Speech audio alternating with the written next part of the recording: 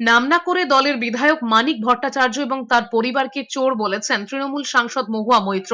নদিয়ার পলাশীপাড়া বার্নিয়া সমবায় সমিতির মাঠে কর্মী সভা থেকে দলের বিধায়কের বিরুদ্ধে সরব হয়েছেন তৃণমূল সাংসদ। সেখানেই বক্তব্য রাখতে গিয়ে নিয়োগ দুর্নীতি মামলায় অভিযুক্ত পলাশীপাড়ার বিধায়ক মানিক ভট্টাচার্যকে চোর বলে আক্রমণ করেছেন মহুয়া মৈত্র। সেই ভিডিও ভাইরাল হতেই তৃণমূলের গোষ্ঠীদ্বন্দ্ব নিয়ে সরব হয়েছে বিরোধীরা। ওই ভিডিওয় মহুয়া মৈত্রকে বলতে শোনা গিয়েছে, বিধায়কের বিরুদ্ধে কেস চলছে, চার্জশিট হয়ে গিয়েছে। এই সমস্ত মানুষগুলো তৃণমূলকে কালিমা লিপ্ত করছেন।